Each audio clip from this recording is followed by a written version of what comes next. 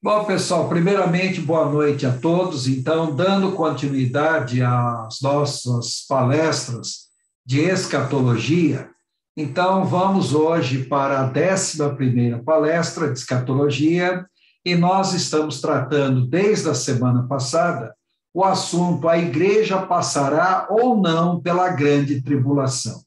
E estamos discorrendo a respeito do arrebatamento pré-tribulacional e pós-tribulacional. Afinal das contas, quem é quem?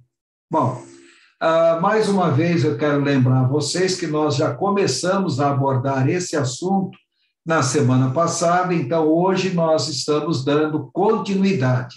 Se vocês querem ver o que nós falamos na semana passada, por favor, procurem no YouTube ou procurem no Facebook, que vocês vão achar a parte inicial desse assunto. Então, hoje, para esse assunto, vamos para a parte 2.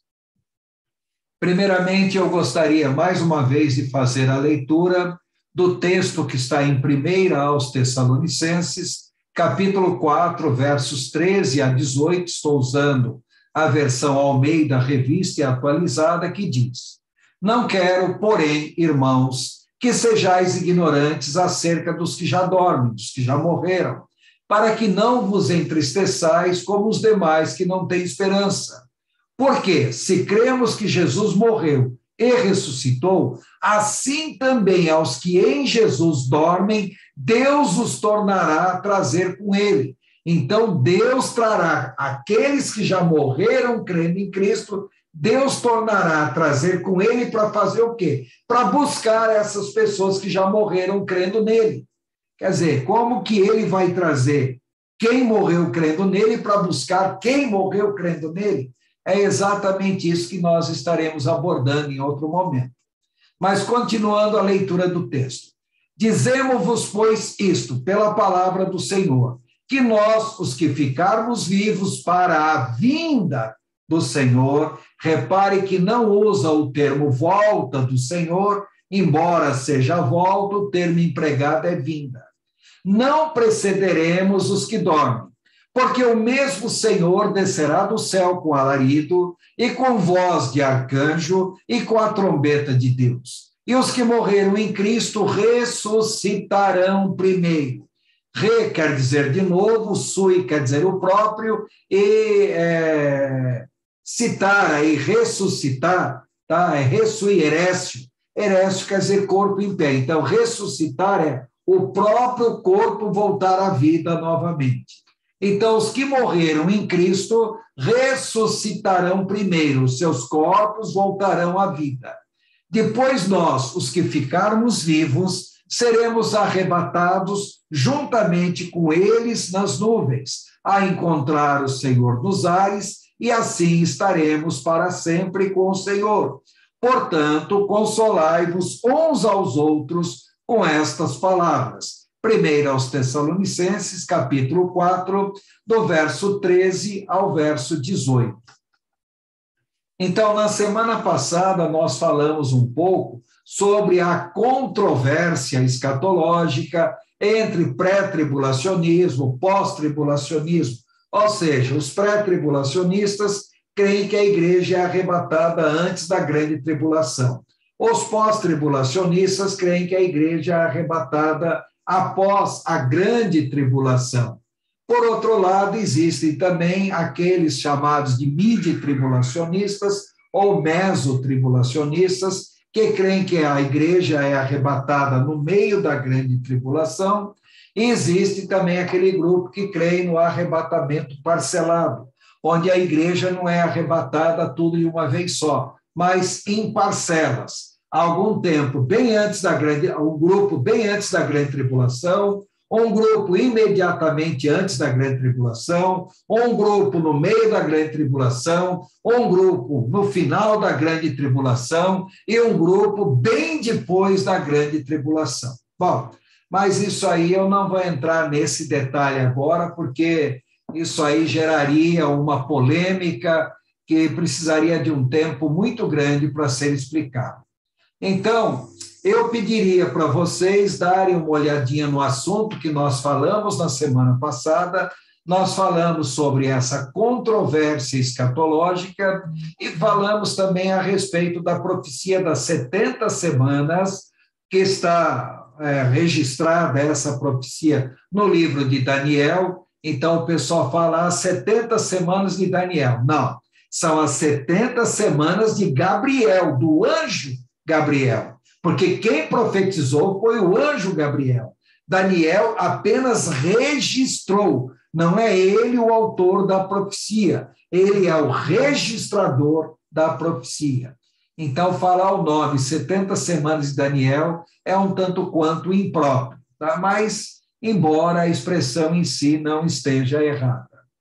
E na semana passada, nós começamos a falar por que a igreja não passará pela grande tribulação. Bom, a primeira coisa que nós temos que deixar claro é que não há nenhum versículo bíblico que, de maneira clara, direta e objetiva, diga que a igreja não vai passar pela grande tribulação. Então, quem espera, vou abrir a Bíblia e encontrar um versículo bíblico que me afirma que a igreja não vai passar pela grande tribulação. Não, não há esse versículo na Bíblia. Agora, por que a maioria dos evangélicos creem que a igreja não passará pela grande tribulação? Bom, o maior argumento de que a igreja não passará pela grande tribulação é o entendimento da profecia das 70 semanas, como eu já disse, registradas no livro de Daniel. Peço para vocês darem uma olhadinha no assunto que nós falamos na semana passada. Agora, por outro lado, eu já mencionei com vocês que esse teólogo John F. Walworth, lá do Seminário Teológico de Dallas, no Texas, ele apresenta um monte de argumentos do porquê a igreja não vai passar pela grande tribulação.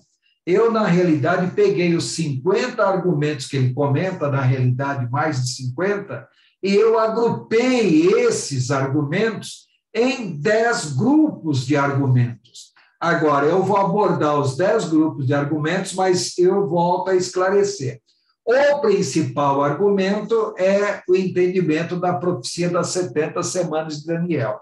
E um outro argumento extremamente importante é a tipologia do casamento judaico, mas isso aí nós vamos abordar somente daqui a algumas semanas. Bom, então os 10 argumentos que se seguem podem ser desdobrados em dezenas de outros argumentos. Ou seja, eu peguei as dezenas de argumentos apresentados pelo teólogo John Walworth e coloquei, na realidade, em grupos. Então, eu posso pegar esses grupos e desdobrar em 50 e tantos argumentos. Na realidade, eu fiz o sentido inverso. E como eu já disse antes, além dos 10 argumentos que se seguem, ainda é importante destacar a tipologia do casamento judaico nos tempos de Jesus. Mas esse assunto nós vamos abordar para um momento oportuno, quando nós formos iniciar o próximo assunto, que é tratar do arrebatamento propriamente dito. Eu vou falar para vocês sobre essa tipologia do casamento judaico. Bom, então, na semana passada, eu falei para vocês sobre 10 argumentos pelas quais os pré-tribulacionistas creem que a igreja não passará pela grande tribulação. E eu falei, os argumentos 1 a 3, eles tratam a respeito da vinda de Jesus, que se dará em 2 fases distintas, sendo a primeira para arrebatar a igreja, como sendo algo privado, ou seja, algo que só a igreja tomará conhecimento imediato disso, e a segunda parte é para se manifestar ao mundo, que já vai ser algo público. Então, desses 3 primeiros argumentos, nós já comentamos o primeiro. Argumento 1, por definição da própria palavra vinda. Em outras palavras, a Bíblia fala sobre Jesus voltar, mas nunca emprega a palavra volta. A Bíblia sempre emprega a palavra vinda. Por quê? Então, eu estou dando uma explicação. Existem várias palavras gregas para falar volta. Então, eu coloquei o epánodos, o epanerkomai, o epístrofe, são palavras que aparecem na Bíblia e são usados para designar volta, volta de alguma coisa, Paulo voltando da sua viagem missionária. Então, são empregadas essas palavras. Agora, existem palavras gregas que são usadas para designar vinda de alguma coisa. Então, eu coloquei o eleusis, afixis, erkomos. Então, essas palavras querem dizer vinda. Mas, quando a Bíblia fala sobre a vinda de Jesus, não emprega nenhuma dessas palavras. A Bíblia sempre emprega a palavra parousia. Então, se escreve parousia, mas se pronuncia parousia. Essa palavra, ela é usada, primeiramente, para designar a vinda de um rei para visitar uma cidade ou parte de seus domínios. Tá? Na realidade, a palavra também é empregada para designar a vinda de um noivo para buscar a sua noiva para o casamento. Mas isso aí, como eu disse, nós vamos comentar em outro momento. Agora, quando a palavra é empregada para designar a vinda de um rei para visitar uma cidade ou parte de seus domínios, então essa palavra abrange dois fatos distintos, que é o harpazo e o phanerosis. Então, quando nós falamos harpazo, essa palavra é um verbo, quer dizer arrebato, ou verbo arrebatar, né? É porque em grego os verbos não são dados no infinitivo como os verbos em português. Então, em português é o verbo arrebatar, em grego é o verbo eu arrebato, porque em grego não usa o verbo no infinitivo. Então, o verbo arrebato ou arrebatar.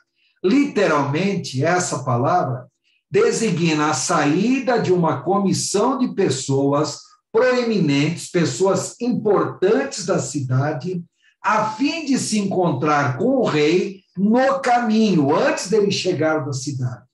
E depois acompanha o rei à entrada da cidade, até que o rei entre na cidade propriamente dito. E phanerosis quer dizer manifestação, é a apresentação visível do rei na cidade, acompanhado pela comissão que foi encontrá-lo no caminho. Então, a Bíblia, para se referir à vinda de Jesus, só emprega a palavra parousia, não emprega outra palavra, embora outras palavras existam na língua grega e apareçam na Bíblia, mas nunca para designar a vinda de Jesus. E a parousia implica em harpazo, quer dizer, alguém tem que sair para se encontrar com o rei que está vindo. E phanerosis é quando o rei se manifesta no local onde ele pretende chegar, acompanhado dessa comissão que saiu para se encontrar com ele fora da cidade. Então, a parousia, a vinda, implica em arrebatar e implica em manifestar. Então, dois fatos distintos que fazem parte da mesma vinda.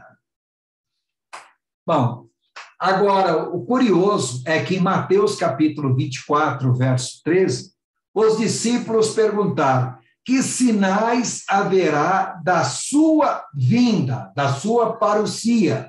Só que eles distinguem da parousia e do fim do mundo. Então, repare que é uma pergunta dupla. Então, sinais da sua vinda. É o período que vai do princípio das dores até o arrebatamento da igreja propriamente dito.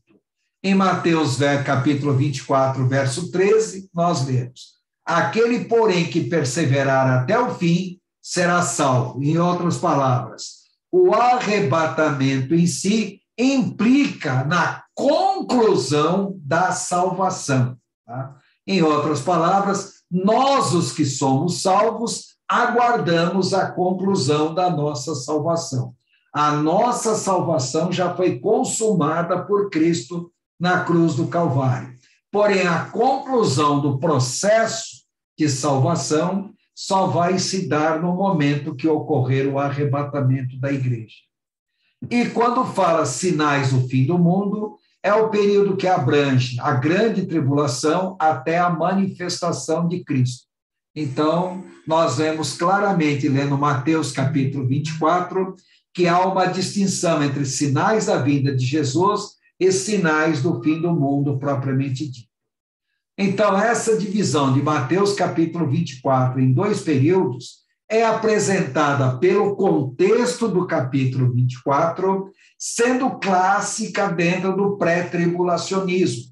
Ou seja, desde a igreja primitiva, as pessoas já faziam essa distinção entre sinais da vinda de Jesus e sinais que sucederão relacionados à consumação de tudo. A igreja primitiva já fazia essa distinção entre os dois fatos mencionados acima.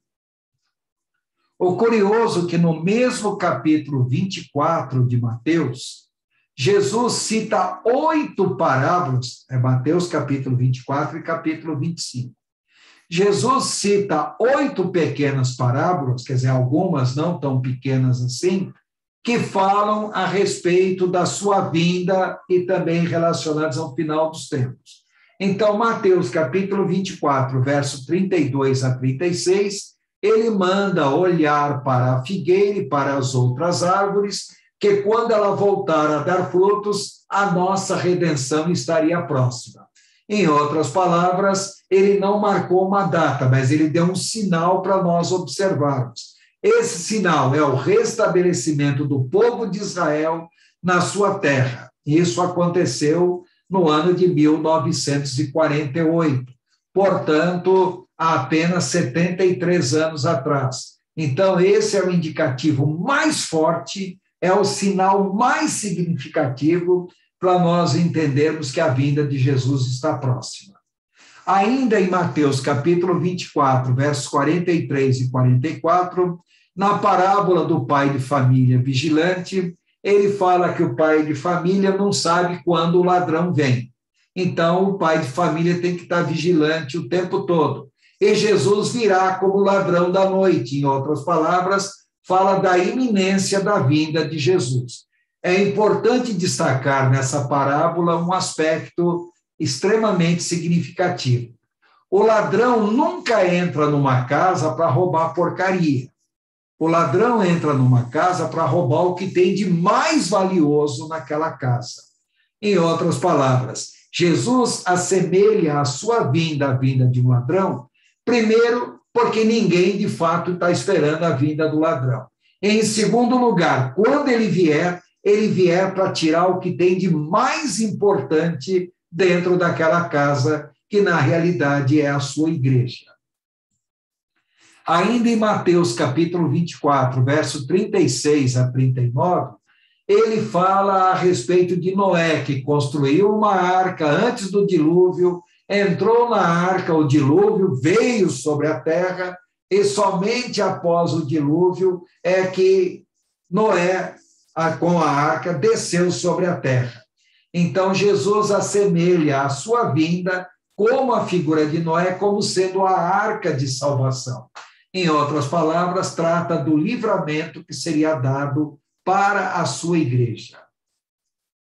Ainda em Mateus capítulo 24, versos 40 e 42, ele fala sobre a parábola das pessoas no campo e também as pessoas no moinho, quer dizer, estarão trabalhando, cuidando dos seus afazeres do dia a dia, e de repente, quando perceberem, um é arrebatado e o outro não. Então, é para mostrar a separação dos que creem. Detalhe, todo mundo usa essa parábola para mostrar a distinção entre a igreja e as pessoas não crentes.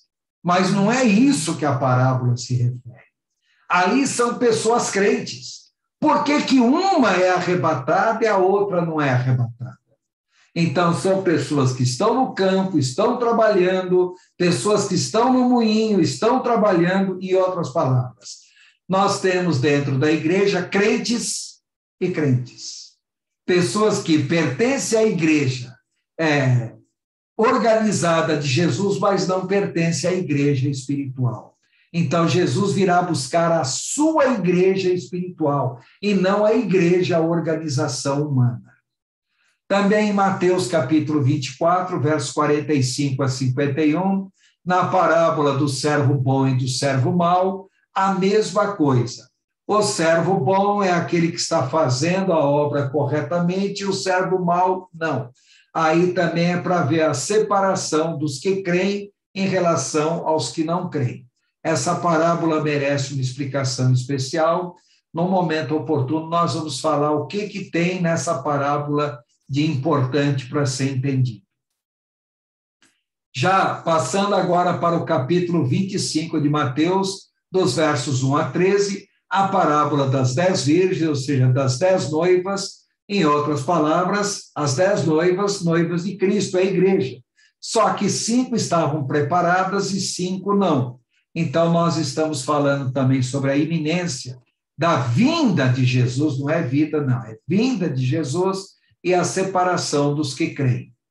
Em Mateus capítulo 25, versos 14 a 32, na parábola dos talentos, trata a respeito da recompensa aos servos bons e punição aos servos maus. Esta parábola também merece uma explicação especial. No momento oportuno, nós voltaremos a esse assunto. E depois, por fim, em Mateus capítulo 25, versos 31 a 46, a parábola dos irmãos das ovelhas e dos cabritos. Em outras palavras, na manifestação de Cristo, ele vai separar a humanidade entre irmãos, ou seja, judeus, as ovelhas, as nações que trataram bem o povo judeu durante a grande tribulação, e os cabritos, ou nações que trataram mal o povo judeu durante a grande tribulação. Em outras palavras, aí é para mostrar a distinção daqueles que trataram bem ou trataram mal o povo de Israel durante a grande tribulação. Essa parábola nós vamos ler literalmente e comentar posteriormente no momento oportuno. Bom, esse primeiro argumento nós já tratamos na semana passada. Eu apenas estou fazendo um resumo dele. Tá? Agora, o argumento número 2. Esse argumento número 2, ele fala sobre harmonização de referências bíblicas. Porque quando nós começamos a ler um festival de referências bíblicas, e são várias, nós vamos ver que a Bíblia faz uma distinção entre a vinda de Jesus em oculto, só para a igreja, e a vinda de Jesus para se manifestar ao mundo. Então, quando nós comparamos essas referências, só é possível harmonizar essas referências bíblicas que falam da vinda de Jesus, se nós entendermos que essa vinda de Jesus vai se dar em duas fases distintas.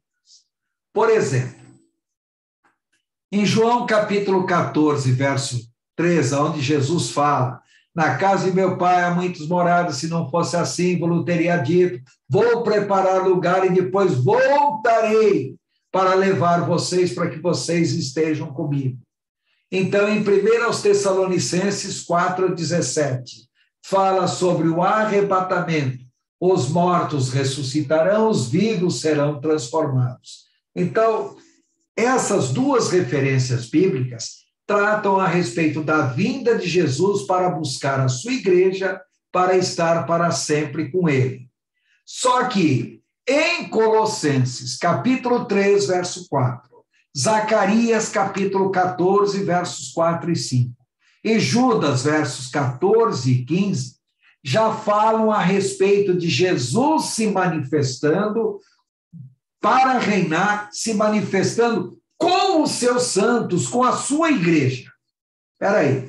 Então, nós temos que entender que ele vem primeiramente para buscar a sua igreja e depois ele vem com a sua igreja. Então, nós só podemos harmonizar essas referências que aqui estão se nós entendermos uma vinda para buscar a sua igreja, primeiramente, e uma vinda com a sua igreja. Outra coisa também, em 1 Tessalonicenses, capítulo 4, versos 16 e 17, fala que no arrebatamento nós iremos ao encontro do Senhor nas nuvens, ou seja, a igreja vai ao encontro do Senhor das nuvens. Enquanto que em Zacarias, capítulo 14, versos 4 e 5, fala que quando Jesus se manifestar, ele descerá sobre o Monte das Oliveiras, colocará os seus pés sobre o Monte das Oliveiras, em companhia dos seus santos, e quando o seu pé tocar no Monte das Oliveiras, o monte vai se fender em dois, uma parte para o norte, uma parte para o sul, e haverá um grande vale entre esses dois montes. Para quem vai em Jerusalém, hoje, nos dias de Jesus, o Monte das Oliveiras ficava fora da cidade. Para quem vai hoje em Jerusalém, o Monte das Oliveiras fica dentro da cidade de Jerusalém, porque a cidade cresceu muito. E esse monte não é um monte gigantesco, é um monte relativamente pequeno, mas é um monte que se destaca na cidade. E nesse monte tem ali oliveiras plantadas com mais de 2.000 anos de idade, ou seja, oliveiras que estavam ali sobre o Monte das Oliveiras quando Jesus esteve sobre a terra. Então, repare, Jesus vem para buscar a sua igreja vai ao encontro dele nas nuvens. Em Zacarias 14, Jesus vem com a sua igreja, colocando os seus pés sobre o Monte das Oliveiras. Também em 1 Coríntios, capítulo 15, verso 52. 1 Tessalonicenses, capítulo 4, versos 16 e 17. E Romanos 8, 23, falam a respeito da ressurreição dos mortos e transformação dos vivos. E a seguir, todos são arrebatados de modo instantâneo. Em 1 Coríntios 15, 52, usa o termo en atomokronos, ou seja, numa partícula indivisível de tempo. Em outras palavras, o arrebatamento será instantâneo. Ninguém verá a igreja sendo arrebatada. Quando perceberem, já era, a igreja já foi. Por outro lado, em Mateus capítulo 24, verso 30, em Apocalipse capítulo 1, verso 7, falam que a manifestação de Cristo será lenta, haverá um sinal no céu e todos o verão e se lamentarão, vendo a vinda do Senhor. A sua vinda será vista em todo o mundo.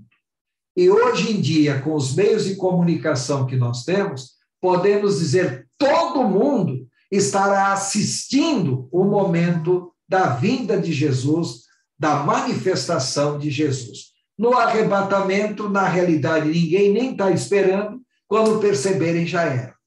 Agora, na manifestação de Cristo, o povo estará televisionando lá em Jerusalém a possível batalha do Armagedon.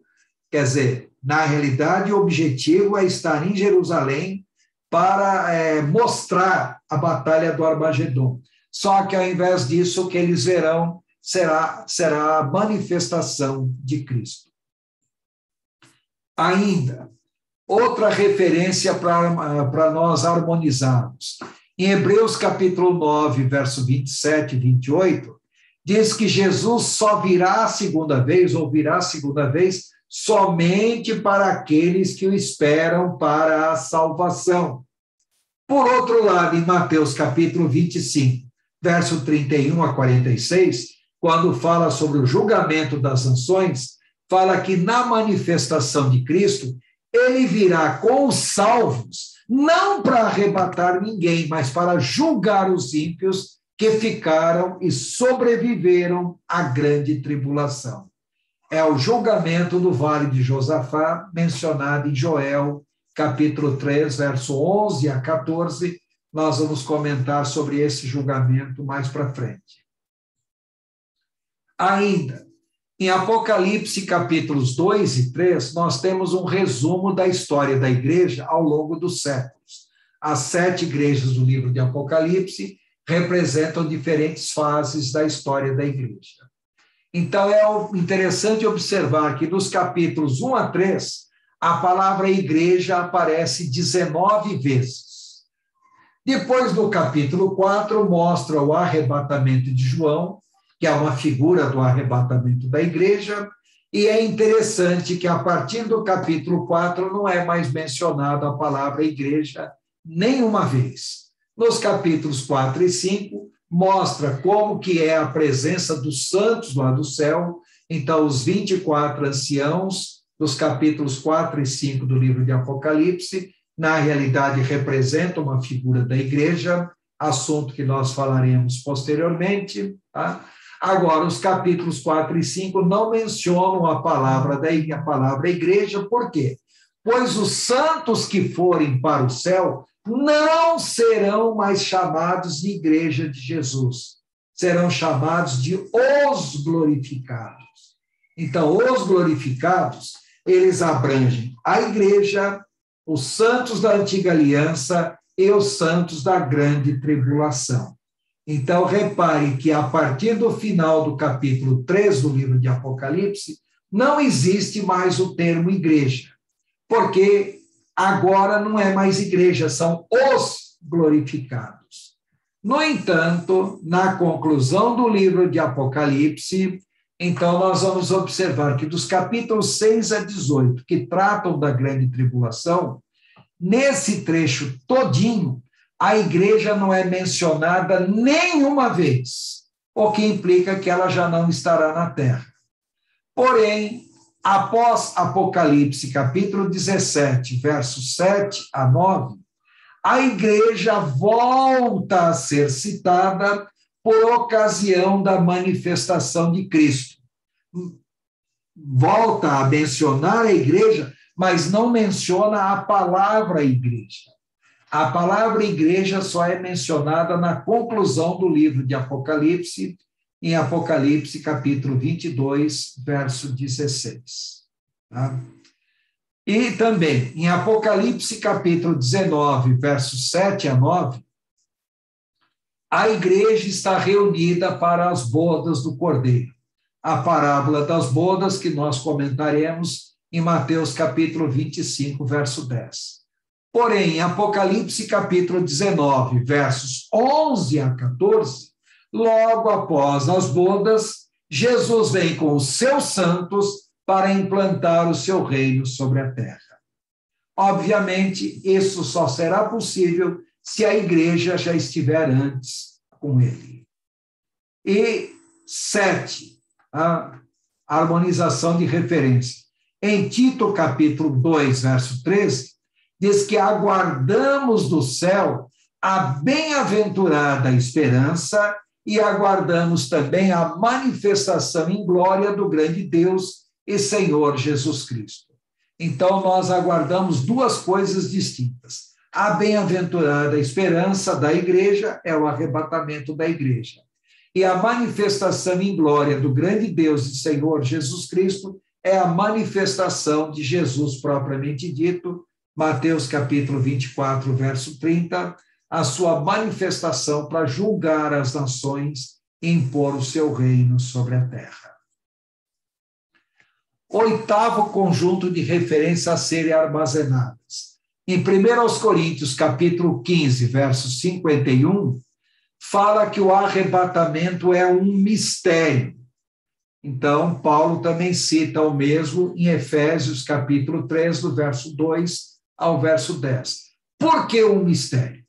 Por dois motivos. Em primeiro lugar, porque a igreja nunca foi mencionada no Antigo Testamento. A igreja é um mistério de Deus, sendo algo, portanto, desconhecido para os judeus. E é um mistério também, por quê? Porque nós não temos condições de saber quando o arrebatamento ocorrerá. Mas temos condições de saber quando a manifestação ocorrerá. Por quê? Em Daniel, capítulo 9, versos 25 e 27, a manifestação de Cristo não é um mistério. Por dois motivos. Primeiro, porque ela é mencionada no Antigo Testamento. Então, os judeus já sabem sobre a manifestação do Messias. E, em segundo lugar, porque Uma vez que a grande tribulação começa com o tratado de paz entre Israel e o anticristo, e a partir desse tratado vão se passar 7 anos, ou seja, 1200, vão se passar 7 anos, sendo que no meio desse tratado de 7 anos, o tratado é rompido. Então, é possível saber, a partir do momento que o tratado for rompido, até que o Senhor se manifeste. O próprio livro de Daniel menciona que serão 1290 dias. Então, hoje nós não podemos marcar a data da manifestação de Cristo. Mas para quem estiver aqui na grande tribulação, uma vez que esse tratado de paz seja rompido, será possível marcar a data. Conta-se 1290 dias a partir daí. Contam-se 1290 dias. Então, repare aqui que eu coloquei um conjunto de harmonização, um conjunto de 8 harmonizações possíveis ou necessárias. E essas harmonizações são bastante claras. Eu só posso harmonizar essas referências se eu entender a vinda de Jesus em 2 fases distintas. Uma para arrebatar a igreja e uma para se manifestar com a sua igreja para Israel e para o mundo. Um terceiro argumento. Como já falamos antes, o arrebatamento não pode ser determinado com precisão quando ocorrerá. Podemos ter uma noção observando os sinais dos tempos, mas não é possível determinar quando ocorrerá o arrebatamento. Então, o arrebatamento não pode ser determinado quando ocorrerá. Já mencionei antes, Jesus diz que virá como ladrão da noite. Tá? E isso é mencionado 3 vezes na Bíblia, comparando a sua vinda como a vinda de um ladrão da noite. Detalhe, nas 3 vezes é o próprio Senhor Jesus que está falando.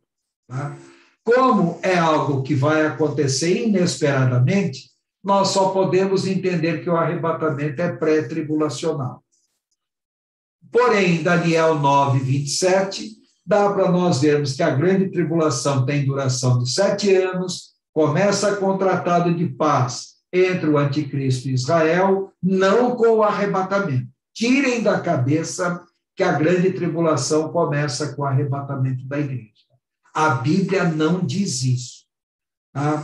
A grande tribulação começa com o tratado de paz entre o povo de Israel e o anticristo.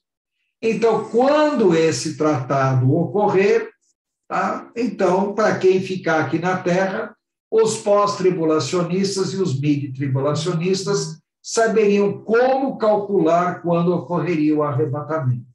Tá? O que entraria em contradição com Mateus 24, Apocalipse 3, 16, aonde fala que vem como ladrão da noite, inesperadamente.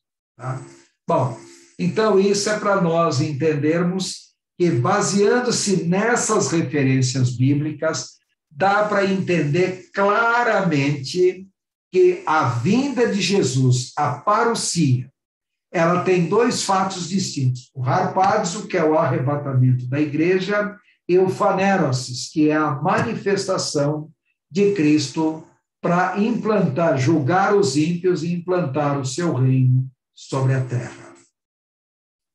Ainda falando sobre 10 argumentos pelos quais os pré-tribulacionistas creem que a igreja não passará pela grande tribulação, nós temos que fazer uma pequena revisão antes de abordar os argumentos 5 e 6, sobre a duração do período da grande tribulação propriamente dita. Então, o argumento 4 trata da duração desse período. Então, é a duração do período da grande tribulação. Então, observe alguns pontos interessantes. Em Mateus capítulo 24, versos 15 e 21, o próprio Senhor Jesus identifica a grande tribulação com uma profecia, tá, que é chamada de abominação da desolação. Que profecia é essa? é a profecia mencionada em Daniel, capítulo 9, verso 27, a profecia das 70 semanas, do capítulo 8, verso 13, que fala sobre o anticristo profanar o templo de Jerusalém, e, ao mesmo tempo, o capítulo 11, verso 31, que também fala da profanação do templo, e ainda capítulo 12, verso 11. Bom, comparando essas referências, então é possível afirmar que a grande tribulação corresponde à semana 70 da profecia de Gabriel a Daniel. Agora, as 70 semanas correspondem às semanas de anos. Por quê? Porque a palavra empregada em hebraico não é semana, é shavua. E a palavra shavua em hebraico quer dizer 70 setes. Tá? Nós é que traduzimos por 70 semanas, mas são 70 setes. Portanto, a grande tribulação, ou a semana 70, né, o 77, tá, terá a duração de 7 anos. Se todas as semanas anteriores são contadas como sendo anos, então a última semana também é contada como sendo anos. Tá?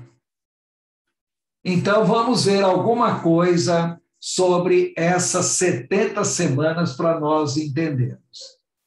As 70 semanas, classicamente, é dividida em 2 períodos. Na realidade, ela deve ser dividida em 4 períodos distintos. Então, Daniel, capítulo 9, verso 27, mostra que a semana 70 se divide em 2 partes. A primeira parte é a primeira metade da semana 70, também chamado período de paz aparente.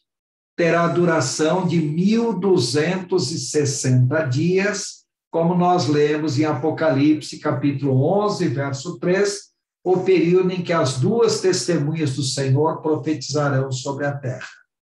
Em outras palavras, a primeira metade começa com o tratado de paz entre a besta e o povo de Israel. E a primeira metade termina quando Satanás é lançado do céu à terra. Comentaremos isso em outro momento, e, em função disso, a besta quebra o tratado de paz com Israel, como nós lemos em Daniel 9, 27. Então, a primeira metade é o período de paz aparente, é o período em que o anticristo vai se impondo, vai impondo o seu reino sobre a terra. Atenção, uma pausa, falaremos disso mais para frente. Não pensem que a besta vai aparecer dizendo, eu sou a besta, me adore. Não.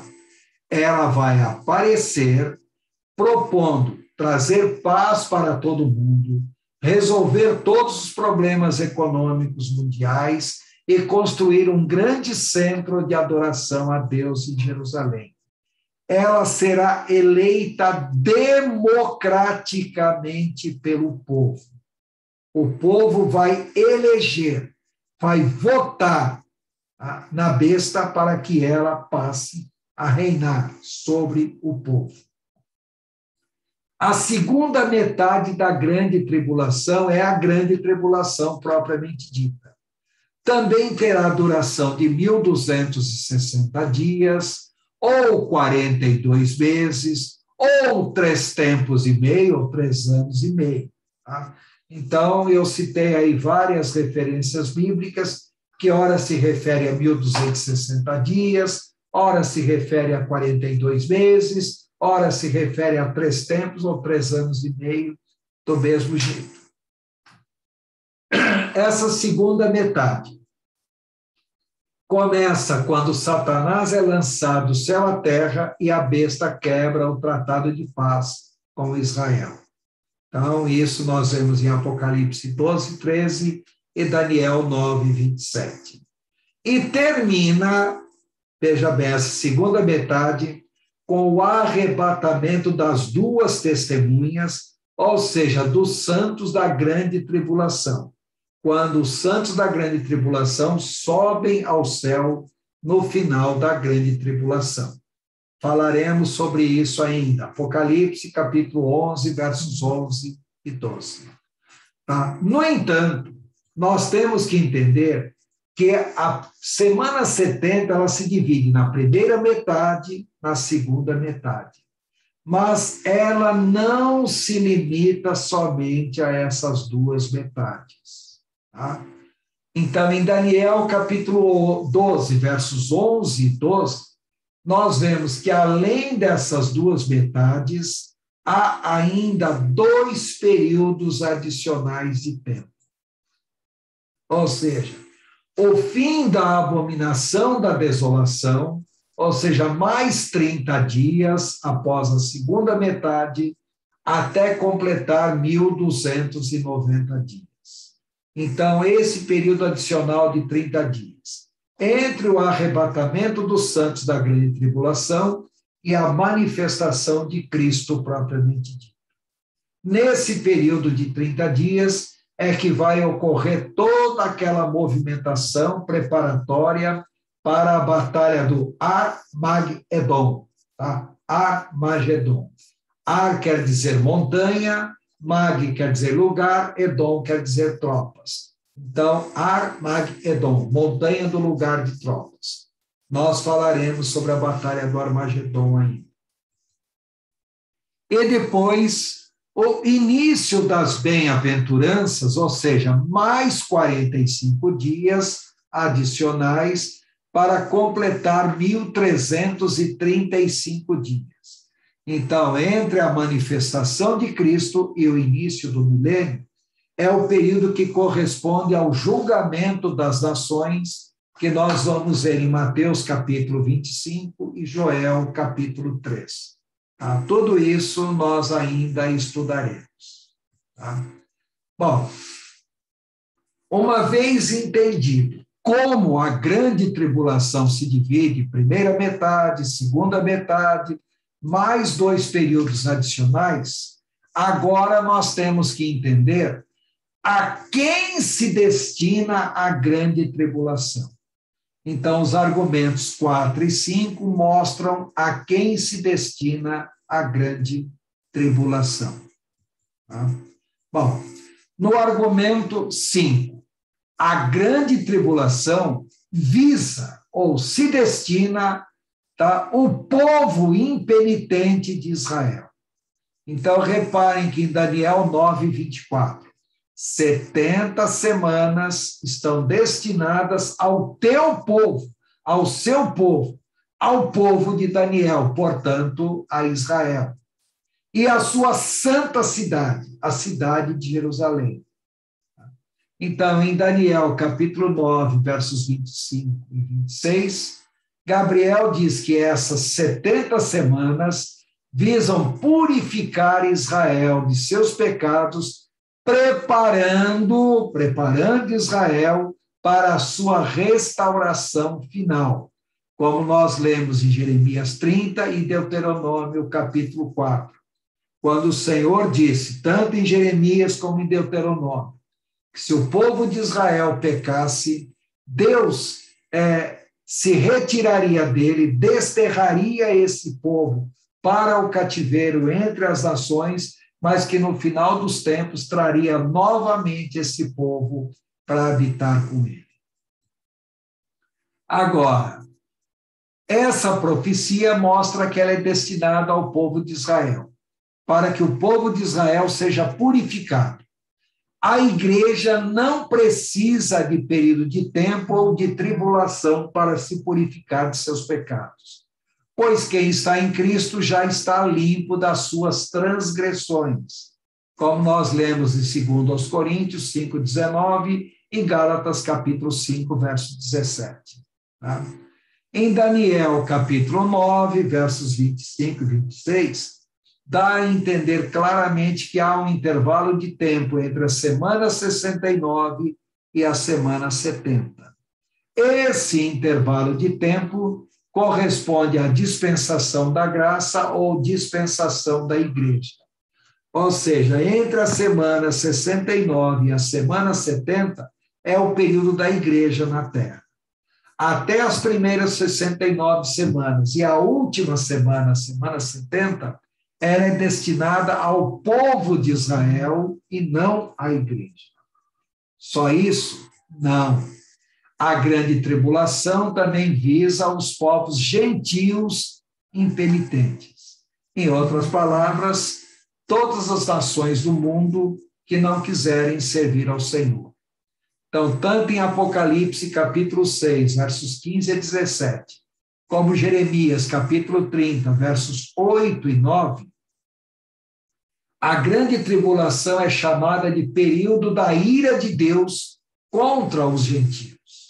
Em 2 aos Tessalonicenses, capítulo 2, versos 10 a 12, diz que a ira de Deus é destinada a todos os povos que não quiseram a salvação para si. Então, Deus lhes manda a operação do erro. Em 1 aos Tessalonicenses, capítulo 5, versos 4 a 9, também o capítulo 1, versos 9 a 10, e Romanos, capítulo 5, verso 9, nós vemos que a igreja não está destinada à ira, mas para a aquisição da salvação. E esse período é chamado de a ira de Deus. Portanto, não é destinado à igreja. 1 aos Tessalonicenses, capítulo 4, versos 3 a 5, até o capítulo 5, verso 9, diz que a ira de Deus será derramada sobre a humanidade logo após a retirada da igreja, que está no final do capítulo 4, então, o arrebatamento da igreja.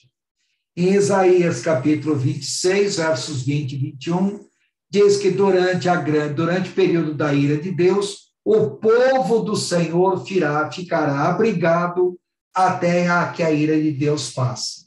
É a mesma história de Noé. Noé construiu a arca, entrou na arca, enquanto a ira de Deus estava sendo derramada sobre a humanidade em forma de dilúvio, tá? Noé e a sua família estavam salvos dentro da arca.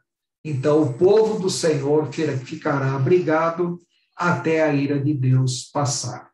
Bom, agora, no argumento 7, voltando ao assunto, a igreja não está destinada à grande tribulação. É a conclusão que nós falamos dos argumentos 4, 5 e 6. Tá? Então, argumento 7. Jesus exorta a igreja a vigiar a fim de escapar da grande tribulação. Então, é importante observar que todas as vezes que a Bíblia menciona a grande tribulação, sempre se refere a Israel impenitente e aos gentios impenitentes. Não há nenhuma referência sobre a grande tribulação que, de maneira direta ou indireta, mencione a igreja. Então, eu coloquei aí várias referências bíblicas que falam sobre o período da grande tribulação. E como eu já mencionei antes, Apocalipse capítulo 6, verso 1, até o capítulo 18, verso 24, corresponde ao período da grande tribulação. E nesse trecho, a igreja não é mencionada nenhuma vez, sendo mencionada indiretamente somente em Apocalipse 17, que tratam da vinda de Jesus, já a sua manifestação para reinar, em Apocalipse capítulo 22, verso 16, que trata em si da conclusão do livro de Apocalipse, onde a igreja é chamada agora de a Nova Jerusalém. Mas isso é assunto para nós abordarmos mais para frente. É curioso observar, a igreja não vai passar pela grande tribulação. Mas anterior à grande tribulação, haverá um período chamado de princípio das dores. E a igreja vai passar por esse período de princípio das dores. Tá? Quando as dores começarem, isso indica que a redenção da igreja está próxima. Um dos fatos envolvidos nesse princípio das dores, que nós já mencionamos, é a guerra de Gog, que nós já falamos anteriormente sobre os 4 sinais mais importantes que caracterizam a vinda de Jesus. Então, eu pediria para vocês retornarem naquele assunto que nós falamos sobre sinais que antecedem a vinda de Jesus para entender o que é a guerra de Gog. Se bem que nós ainda voltaremos a falar nesse assunto mais para frente. Então, Jesus exorta a igreja para vigiar, para se livrar de todas as dores que estiverem por vir. Tá? Em Apocalipse, capítulo 3, verso 10, a igreja de Filadélfia, que representa a igreja do final dos tempos, Jesus diz que ela será livrada da grande tribulação que há de vir sobre o mundo. Bom, então nós entendemos que a igreja não vai passar pela grande tribulação. Aqui, tem que fazer uma observação importante. É fácil para nós associarmos a grande tribulação ao período da semana 70 de Daniel. Tá? Isso nós já falamos várias vezes. Agora, esse princípio das dores é anterior à grande tribulação. Mas quanto tempo vai durar esse princípio das dores? A Bíblia não é clara com relação a isso e não fecha a questão. No entanto, se vocês lerem o livro O Futuro Glorioso do Planeta Terra, do pastor Arthur Bloomfield, ele, quando trata sobre o princípio das dores, ele tem uma opinião lá que, na realidade, esse princípio das dores abrange um período de aproximadamente uns 3 anos a 3 anos e meio antes de começar a grande tribulação propriamente dita. Ou seja, antes de começar a grande tribulação, vai haver uma anarquia generalizada em todo o mundo, que é chamada de princípio das dores. Nesse período ocorre a guerra de Gog, e tudo isso é preparatório para que o anticristo se manifeste e se torne o governante em si. Quer dizer, após uma guerra destruidora como a guerra de Gog, onde aproximadamente 1/6 da população da Terra será aniquilada, e através de armas atômicas propriamente dita, então alguém que apareça dizendo que vai acabar com todas as guerras do mundo, vai trazer paz, vai resolver os problemas econômicos mundiais e fará em Jerusalém, ou fará de Jerusalém, um grande centro para todas as nações do mundo, para adorar a Deus, é óbvio que esse personagem será aceito democraticamente pelo povo. Veja bem, essa é uma opinião do pastor Arthur Bloomfield sobre a duração do princípio das dores, como durando aproximadamente 3 anos e meio. No entanto, se vocês lerem o livro Israel, Gog e o Anticristo, do pastor Gesiel Gomes, ou o livro O Relógio de Deus, o Armagedon, do pastor Tim LaHaye, ele coloca que o princípio das dores, na realidade, vai ter uma duração aproximada de 40 anos, e que, na realidade, nós já estamos vivendo o princípio das dores. Em outras palavras, acreditar que nós estamos vivendo o princípio das dores dá para acreditar, sim. Agora, dizer que esse período tem duração de 3 anos e meio, tem duração de 40 anos, aí já não dá para nós fecharmos questão em cima disso. No entanto, se vocês lerem alguma literatura especializada sobre o assunto, eu mencionei o Arthur Bloomfield, Gesiel Gomes, Tim LaHaye, tá? Não somente eles, mas esses são os mais frequentes. Tá? E também o Dwight Pentecost, que é um livro extremamente importante, o Manual de Escatologia de Dwight Pentecost. Eles mencionam sobre a possível duração desse período chamado princípio das dores, como tendo uma duração aproximada de 3 anos e meio ou 40 anos. Isso aí é uma questão de ponto de vista de cada um. Tá? Eu, pessoalmente, até creio que nós estamos no princípio das dores, mas eu não fecho questão quanto ao tempo de duração do princípio das dores. Bom, ainda falando sobre argumentos pelos quais os pré-tribulacionistas creem que a igreja não passará pela grande tribulação, os argumentos 8 e 9 que falam da necessidade do arrebatamento da igreja antes da grande tribulação. Então, o argumento 8. É necessário que haja a retirada da igreja para que tenha início a grande tribulação. Bom, essa retirada da igreja, vamos pegar aqui e tentar entender. Em Apocalipse, capítulo 6, versos 1 e 2. Capítulo 13, versos 1 a 10, que falam sobre a besta, o anticristo. E também, segundo aos Tessalonicenses, capítulo 2, versos 3 a 12, que falam sobre o homem do pecado, filho da perdição.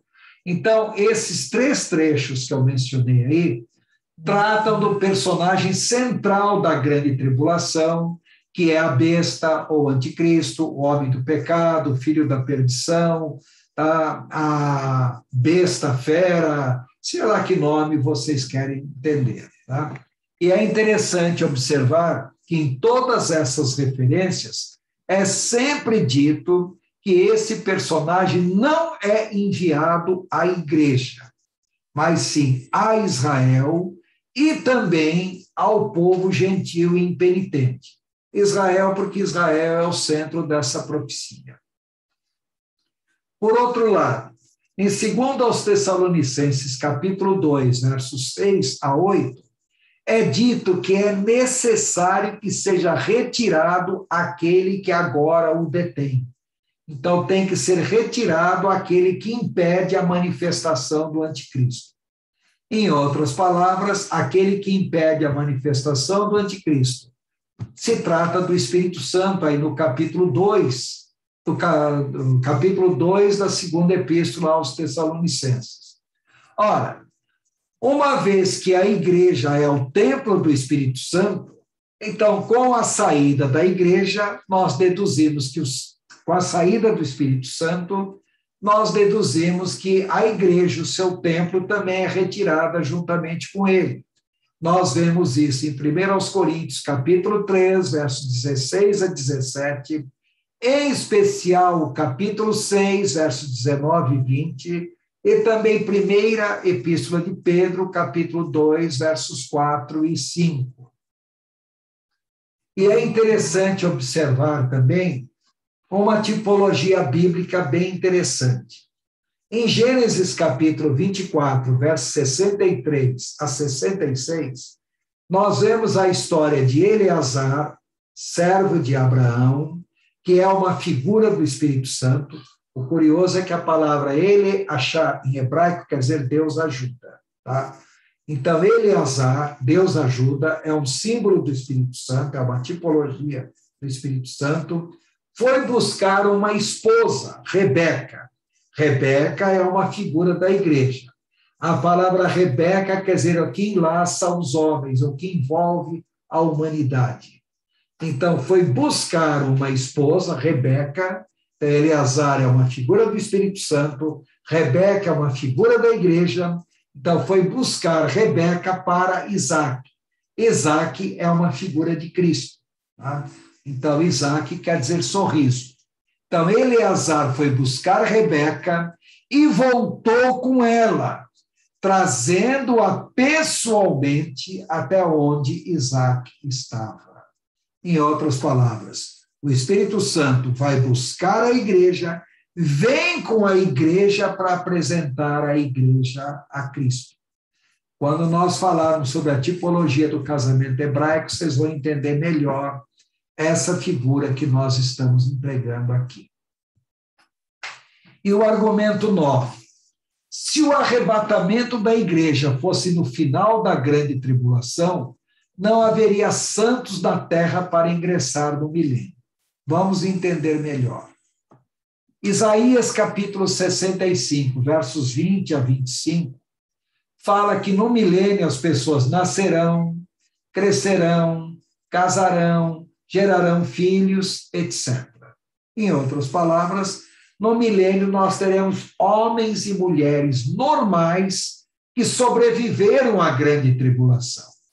Então, se o arrebatamento ocorresse no final da grande tribulação, não sobraria ninguém para entrar no milênio. Esses que sobreviverão à grande tribulação serão pessoas que crerão durante a grande tribulação. porque os de fato que creram antes da grande tribulação são arrebatados. Agora, os convertidos pelo evangelho, no reino, evangelho do reino, hoje a igreja prega o evangelho da graça. Pela graça sois salvos por meio da fé. Durante a grande tribulação será pregado o evangelho do reino. Preparem-se para a implantação do reino do Senhor. Então, os convertidos pelo evangelho do reino, como nós lemos em Mateus, capítulo 24, verso 14. Então, os convertidos pelo evangelho do reino durante a grande tribulação e que sobreviverem à grande tribulação entrarão no milênio e gerarão filhos, e a população da terra se multiplicará e muito. Então, em Mateus capítulo 24, verso 14, fala justamente que esse evangelho do reino será pregado até que venha o fim. Evangelho do reino pregado durante a grande tribulação. Hoje nós não pregamos evangelho do reino, nós pregamos evangelho da graça. Então, a igreja prega o evangelho da graça. Efésios capítulo 2, verso 8. Pela graça sois salvos por meio da fé. Os judeus pregarão o evangelho do reino após o arrebatamento, como nós vemos em Mateus 24, versos 13 e 14. Então, reparem, aqueles que foram salvos pela pregação do evangelho da graça participam do arrebatamento da igreja.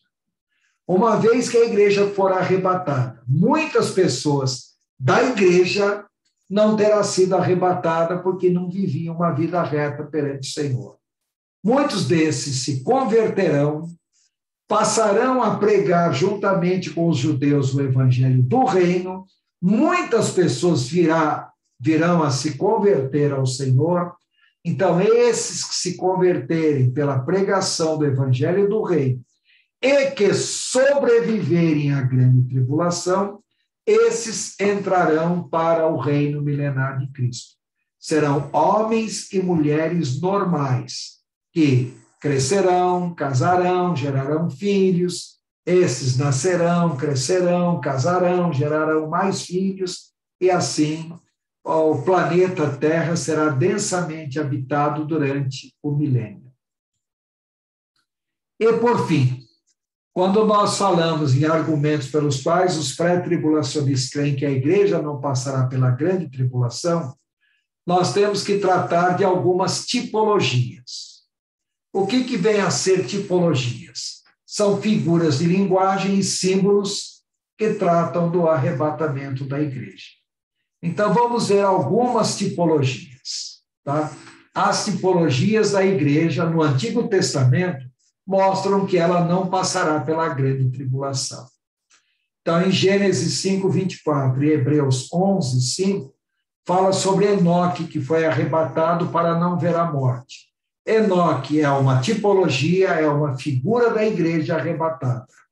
Antes, ele andou com Deus e foi arrebatado para não ver a morte. Então, ele é uma figura, é uma tipologia da igreja que é arrebatada. Em Gênesis 7 e 8, nós lemos sobre Noé, que entrou na arca antes do dilúvio e só voltou a pousar na terra após o dilúvio, a arca. A igreja entrou em Cristo, será poupada do juízo da grande tribulação e só voltará à terra com Cristo após o final da grande tribulação. O próprio Senhor Jesus diz isso em Mateus capítulo 24, versos 37 a 39. Uma terceira tipologia, Lucas capítulo 17, versos 29 e 30, Jesus também usa a figura de Ló, que foi retirado de Sodoma antes do juízo destruir essa cidade. Então, a mesma coisa, Jesus compara, assim como Ló foi retirado, a igreja será retirada antes do momento do juízo. Outra tipologia. Em Gênesis 41, 45, nós lemos sobre José, que se tornou rei do Egito, recebeu uma esposa gentia, chamada Asenate, antes da grande fome, e só foi reconhecido pelos seus irmãos quando eles, os judeus, foram a ele, foram a José, no período atribulado da fome. Gênesis capítulo 45, versos 1 e 16. Então, José é uma figura de Cristo, Azenate é uma figura da igreja, e aquela situação da fome, onde o povo, os irmãos de José foram a ele, é uma simbologia do povo de Israel indo a Jesus. Tá? Em Êxodo capítulo 2, nós vemos a mesma coisa. Moisés, que também é uma figura de Cristo, recebeu uma esposa gentia, no caso Zípora, enquanto os israelitas estavam sofrendo a escravidão no Egito. Outra tipologia, Elias, que também é uma figura da igreja. Elias foi arrebatado para não ver a morte, sendo ele, no Antigo Testamento, uma das figuras mais representativas da igreja. Jesus mesmo compara Elias como sendo um símbolo da igreja. E para encerrar, na madrugada, as estrelas ainda são visíveis, até que apareça o sol e elas deixam de brilhar. Então, Jesus é a estrela da manhã e, ao mesmo tempo, o sol da justiça. Para a igreja, ele é a estrela da manhã e se manifesta antes. Para Israel, Jesus é o sol da justiça e se manifestará em seguida. Então, a estrela da manhã aparece na madrugada, até que clareie o dia, e aí aparece o sol, não vemos mais estrela nenhuma. Então, para a igreja, Jesus é a estrela da manhã. Para Israel, ele é o sol da justiça. Então, são essas os argumentos que os pré-tribulacionistas apresentam para justificar o arrebatamento da igreja antes da grande tribulação. Então, concluindo o nosso assunto, tá? O importante não é saber se a igreja vai ser arrebatada antes, ou após, ou durante a grande tribulação. O importante é saber que Jesus virá e a igreja vai ser arrebatada. Então, o maior argumento de que a igreja não passará pela grande tribulação é o entendimento da profecia das 70 semanas que nós mencionamos. Então, quais são os argumentos? Argumentos 1, por definição da própria palavra vinda. Argumento 2, a harmonização das várias referências bíblicas. Argumento 3, o arrebatamento não pode ser determinado com precisão quando ocorrerá. Argumento 4, a duração do próprio período da grande tribulação. Argumento 5, a grande tribulação visa o povo de Israel impenitente e não a igreja. Argumento 6, a grande tribulação também visa os povos gentios impenitentes e não a igreja. Argumento 7, Jesus exorta a igreja a vigiar para escapar da grande tribulação que há de vir sobre todo o mundo. Argumento 8, é necessário que haja retirada da igreja para que tenha início a grande tribulação, retirada do Espírito Santo e da igreja. Argumento 9, se o arrebatamento fosse no fim da grande tribulação, não haveria santos na terra para ingressar no milênio. E o último argumento, argumento 10. As tipologias da igreja no Antigo Testamento mostram que ela não passará pela grande tribulação. Só isso? Não. Além dos 10 argumentos, é importante destacar a tipologia do casamento judaico nos tempos de Jesus.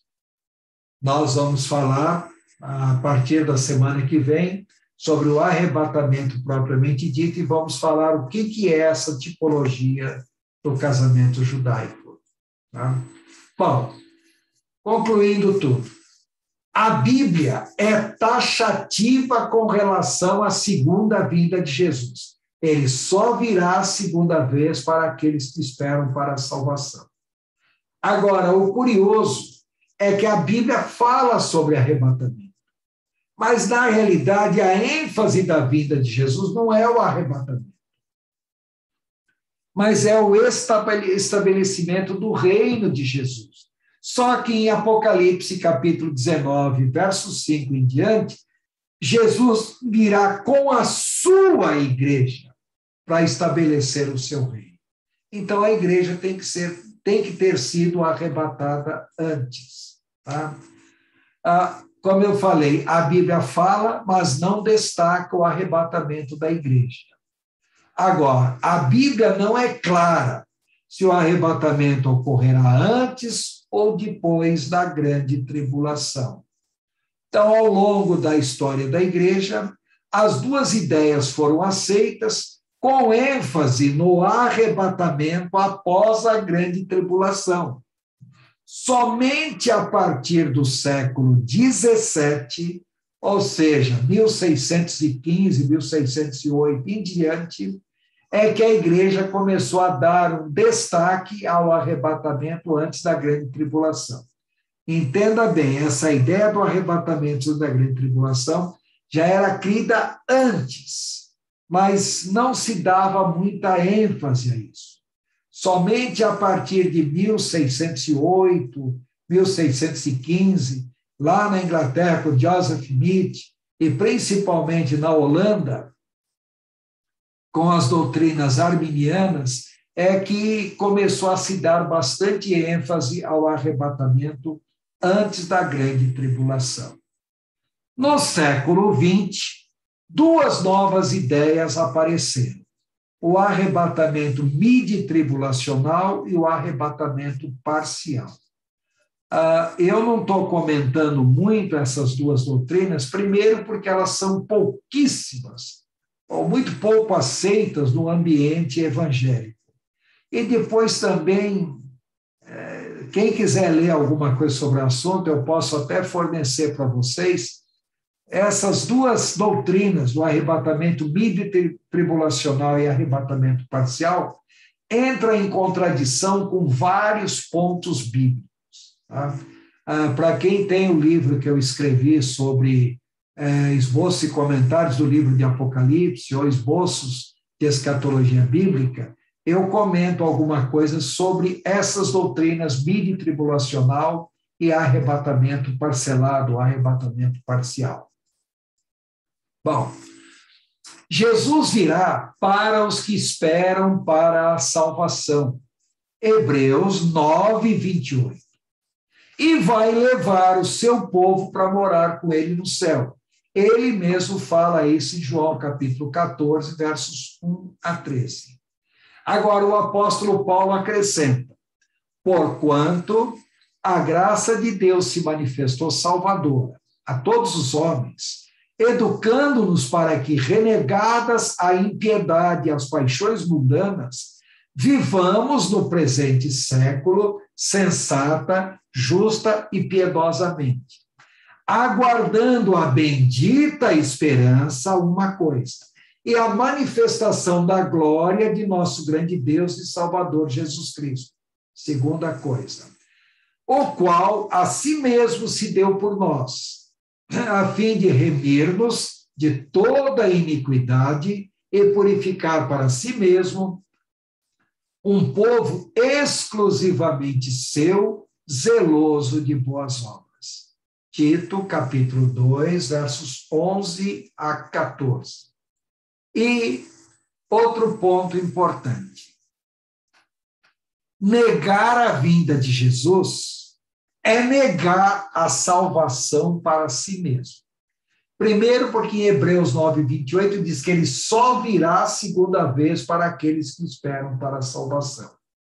Mas vejam a referência que eu coloquei aqui de 2 Pedro, capítulo 3, vários versos. Versos 3, 4, 9, 14, 15 e 17. Então, nós lemos: tendo em conta, antes de tudo, que nos últimos dias virão escarnecedores com seus escárnios, andando segundo as próprias paixões e dizendo: onde está a promessa da sua vinda? Porque desde que os pais dormiram, todas as coisas permanecem como desde o princípio da criação. Então, os escarnecedores põem em dúvida a promessa da vinda de Jesus e alegam que tudo permanece do jeito que estava desde o início da criação. Aí, pulando para o verso 9. Não retarda o Senhor a sua promessa, como alguns a julgam demorada. Pelo contrário, ele é longânimo para convosco, não querendo que nenhum pereça, senão que todos cheguem ao arrependimento. Pulando para o verso 14. Por essa razão, pois, irmãos, esperando estas coisas, empenhai-vos por serdes achados por ele em paz, sem mácula e irrepreensíveis, e tendo por salvação a longanimidade de nosso Senhor, a extrema paciência de nosso Senhor. Vós, pois, amados, prevenidos como estáis de antemão, acautelai-vos. Não suceda que, arrastados pelo erro desses insubordinados, descaiais da vossa própria firmeza. Então, 2 Pedro, capítulo 3, versos 13 e 4, verso 9, 14, 15 e 17. Tá? Nós ainda falaremos sobre 4 condições para participar do arrebatamento na semana que vem, e uma das condições é crer que ele virá buscar a sua vida. Voltaremos a esse assunto depois. Em outras palavras, qual é a grande esperança da Igreja de Jesus?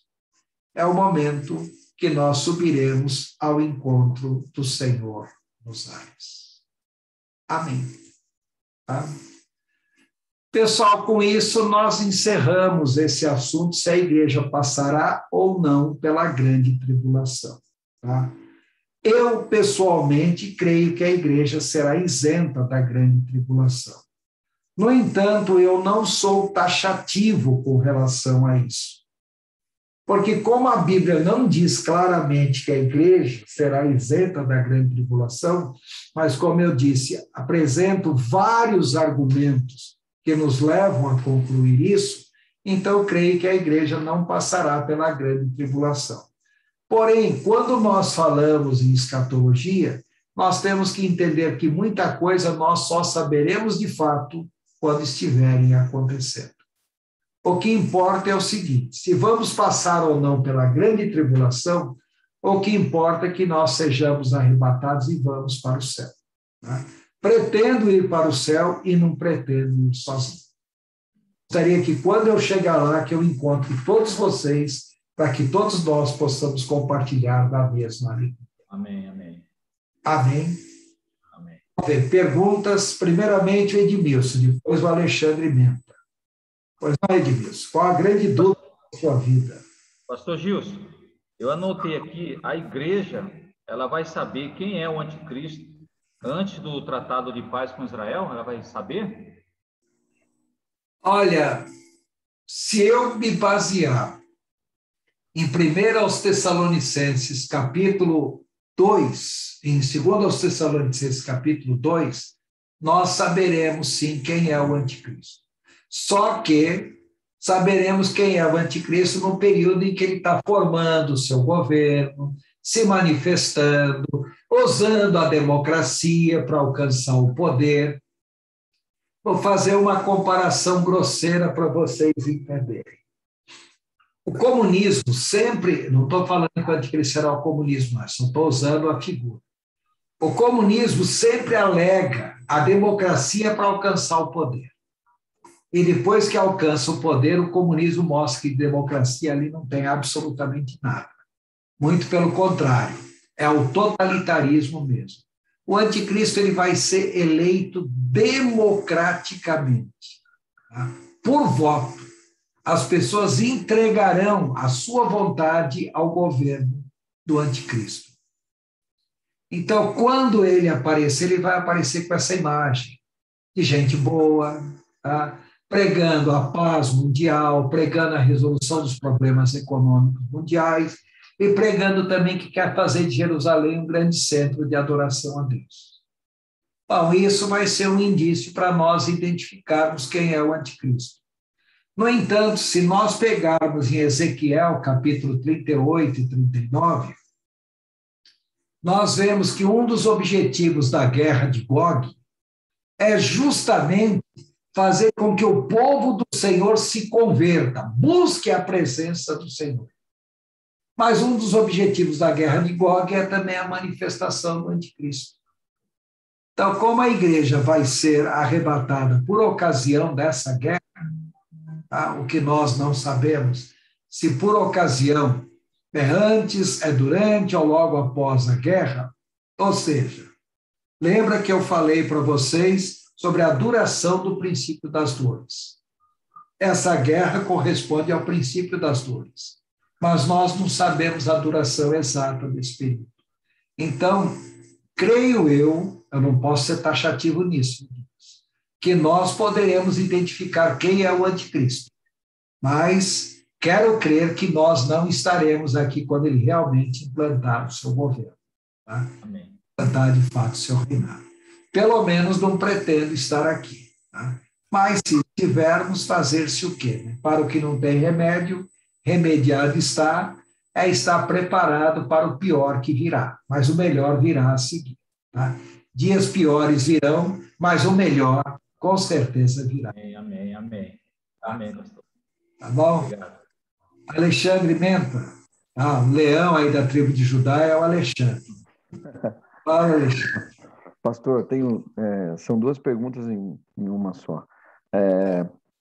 Umas aulas passadas, o senhor falou que Estados Unidos e Rússia somada, mais alguns países, a quantidade de ogivas nucleares que cada um teria, mais ou menos a cada 100 hectares uma cairia, né? E pelo menos eu li que a radiação é uma coisa que se move pelo vento. Então, se o vento leva... Então, quer dizer, a proporção de 1/6 da Terra não seria muito pouco perto desse nível de contaminação? E a pergunta a seguir é o seguinte: a Bíblia também fala daqueles que procurarão a morte e não a encontrarão. O senhor pode explanar um pouquinho isso? Bom, respondendo à sua primeira pergunta, só a Rússia e os Estados Unidos, a quantidade de ogivas nucleares que os dois têm corresponde a quase 93% de todo o armamento nuclear que o mundo tem. Então, se contar Reino Unido, França, China, Coreia do Norte, Israel, que também, Índia, Paquistão, que também tem armas atômicas, a quantidade de armas atômicas que eles têm não se compara à Rússia e Estados Unidos. Agora, por outro lado, nós temos que entender que uma guerra entre esses dois vai ser uma guerra altamente devastadora. A Rússia vai vencer a guerra, né? Mas vai ser o que nós chamamos de vitória de pirro. Vence a guerra, mas vai sair tão aniquilada que não vai poder desfrutar da sua vitória, né? Então, será uma vitória que corresponderá a uma derrota. Então, inquestionavelmente, haverá uma mortandade muito grande. Mas é óbvio que nem todo o armamento dessas duas potências serão utilizados, né? Agora, o fato é que as duas se aniquilarão, porque após essa guerra, quem serão as duas grandes potências mundiais? No Oriente, a China, e no Ocidente, a Europa, né? Então, que é o império da besta propriamente dito, a União Europeia, né? Então, entenda que nem todo o armamento será utilizado. No entanto, vocês já pararam para pensar a tremenda corrida que está havendo no momento para colocar uma quantidade muito grande de satélites em órbitas, de fazer com que, ainda nessa década, antes do ano 2030, nós tenhamos não só o homem novamente em Marte até 2024, como também, não somente na Lua, né, até 2024, como em Marte até 2030, ou mais tardar 2033. Bom, agora, entenda uma coisa, os satélites que estão aí no espaço não estão aí de graça não, viu? Tem muita coisa atômica ali que vocês não imaginam. O curioso que a palavra céu, em grego, é uranos. Uranós faz vocês lembrarem o que mesmo? Urânio. Tá? Então, quando a Bíblia fala sobre os céus serão abalados, sobre pedras que cairão no céu, entendam céus abalados, entendam mesmo uma guerra atômica de nível até espacial. Quando fala cair pedras do céu, não entendo como pedras literais, entendo como bomba mesmo. Um monte de coisa vai acontecer. Bom, agora, com relação à sua segunda pergunta sobre durante a grande tribulação, onde os homens procurarão a morte e não acharão, nós ainda comentaremos sobre isso. Durante a grande tribulação, a segunda metade da grande tribulação, os demônios de Satanás serão soltos do abismo durante 5 meses. Está em Apocalipse, capítulo 9. E eles vão causar um sofrimento como nunca houve sobre a terra, mas durante 5 meses, a ponto de todas as pessoas desejarem e buscarem a morte, mas não encontrarão a morte em função do tremendo sofrimento que os demônios de Satanás vão causar. Tá? Então, todo mundo fala, durante a grande tribulação as pessoas sofrerão e não morrerão. Não. Durante a grande tribulação, aproximadamente 90% da população da Terra vai ser aniquilada. Em função do sofrimento causado pelos demônios de Satanás, que serão soltos, os homens desejarão a morte e não encontrarão a morte. Não quer dizer que não haja morte na grande tribulação. Não haverá morte em função dessa ação demoníaca, mas a morte haverá sim. E como haverá? Tá? Tudo bem, Alexandre? Ótimo, pastor. Pessoal, eu vou interromper a gravação agora, só por uma questão de fator tempo. Tá? Mas, se alguém tiver alguma pergunta a fazer, ainda estou à disposição. Então, estou interrompendo a gravação.